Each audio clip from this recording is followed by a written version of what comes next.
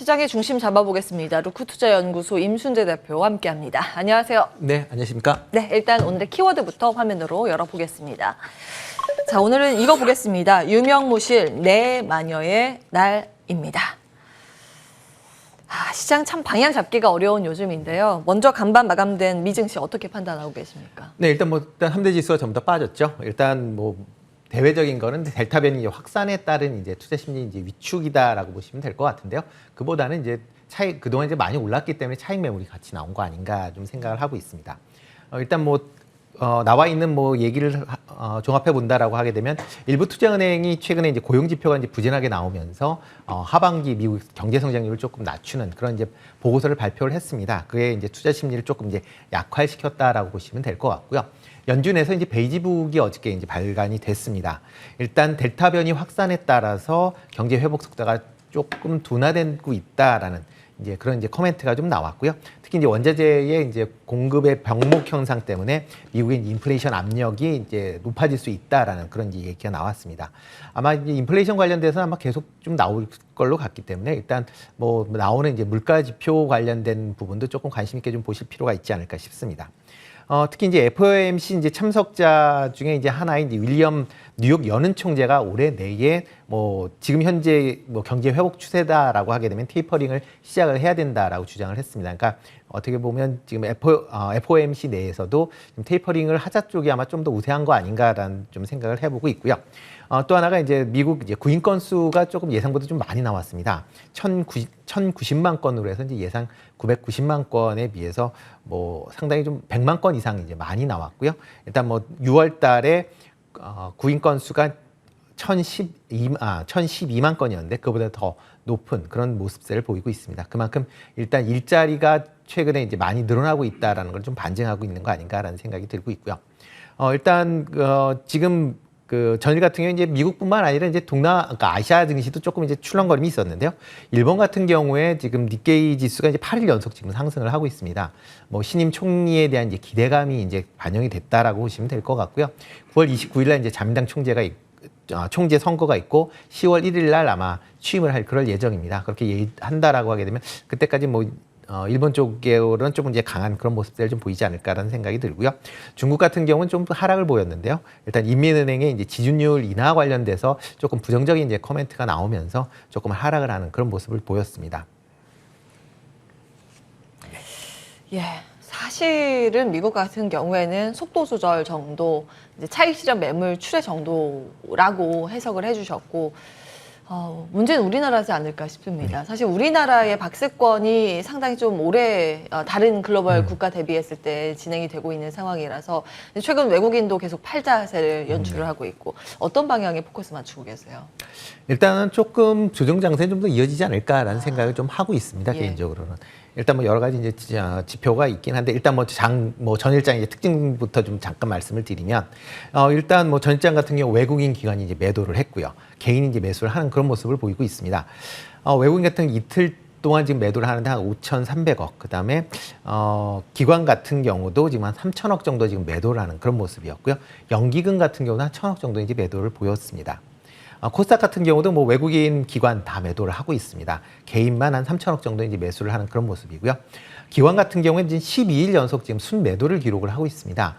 지금 코스닥 지수 자체가 어저께 좀 하락을 했지만 상당히 이제 전 고점 수준까지 이제 상승을 했기 때문에 아마 기관에서 관련 매물을 좀 추대하는 거 아닌가라는 생각이 좀 들고 있고요.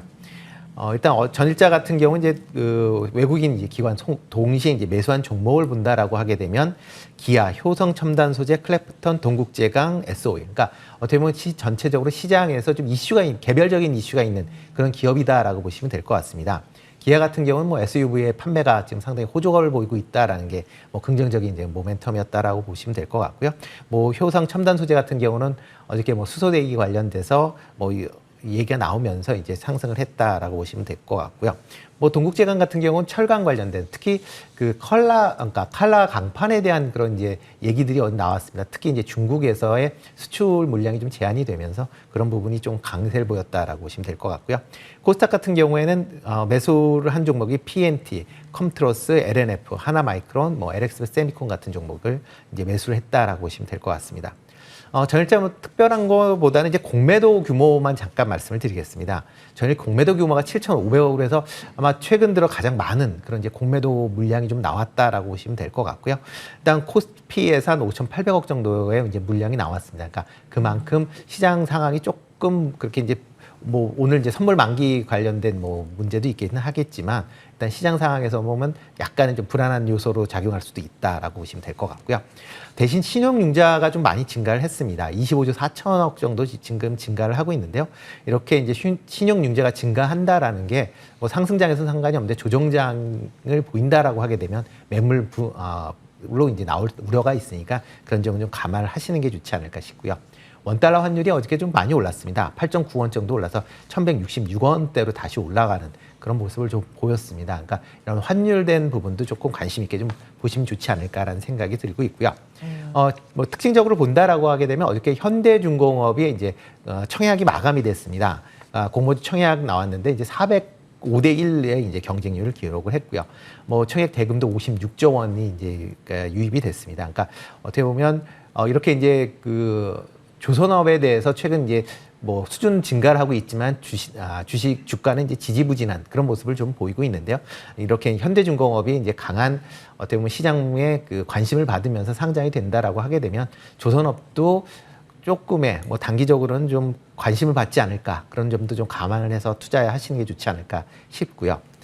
전일 이제 수소 관련주도 전체적으로 조금 주춤하는 그런 모습을 보였습니다. 일단 뭐 소문에 사고 뭐 일단 뭐 발표에 이제 팔라라는 이제 그런 얘기 속성하고 이제 비슷한 이제 결과를 보였는데요. 일단 뭐 주요 종목들이 이제 차익 매물이 출회가 되면서 이제 하락세를 보였고요. 그렇지만 이제 기본적으로 관련된 종목들에 대한 건 뭐 지속적인 좀 관심을 좀 가지실 필요는 있지 않을까 싶습니다. 특히 이제 수소 경제 관련돼서 이제 어저께 이제 수소 경제 협의체가 이제 출범을 했습니다. 뭐 국내 주요 10대 그룹에서 이제 참여를 하게 된 거고요. 향후에 수소 인프라 투자를 이제 확대를 하겠다. 그리고 관련된 수소 펀드를 조성하겠다라고 지금 얘기를 하고 있습니다. 그러니까 관련된 투자는 좀 지속되지 않을까 싶고요. 어저께 이제 제가 수소 모빌리티 이제 쇼에 이제 잠깐 이제 구경을 갔다 왔습니다. 일단 구경을 갔다 왔는데 일단 수소 쪽에 이제 소재나 아니면 뭐 수소 연지에 스펙 관련된 소재, 그다음에 수소 저장 탱크들 관련돼서 이제 수소 관련된 이제 부품에 관련된 부분이 있고요. 그다음에 이제 현대차가 수소 차량 관련돼서 이제 컨셉 차량들을 이제 몇 개 이제 출시를 했습니다. 그러니까 같이 전시를 했습니다. 그러니까 뭐 수소 쪽에 조금 관심이 있거나 그러신 분들 한 번씩 뭐 가서 구경을 해보시는 것도 뭐 나쁘지 않을까, 뭐 별로 나쁘진 않을 걸로 그렇게 생각이 됩니다. 예. 네. 현대중공업은 400대 1 경쟁으로 청약 마무리 흥행에 성공을 하면서 조선업종 전반적으로 기대를 해보자라는 말씀 주셨고 수소도 좋게 보셨습니다. 최근 우리나라 기업들이 뭐 수소로 대동단결하는 그런 분위기고 하루 이틀에 끝날 이슈는 아니라고 보셨습니다. 근데 궁금한 카카오네이버 한 개만 짧게 좀 질문 드리고 싶어요. 규제 이슈가 주가 측면에서는 속도를 늦출 이슈인가 아니면 방향을 바꿀 이슈인가에 따라서 대응 전략이 달라질 수 있을 것 같거든요. 어떻게 보시는지 궁금하고 주변에서 오늘 또 추가로 급락하면 사볼까라는 이야기도 들려서요. 네.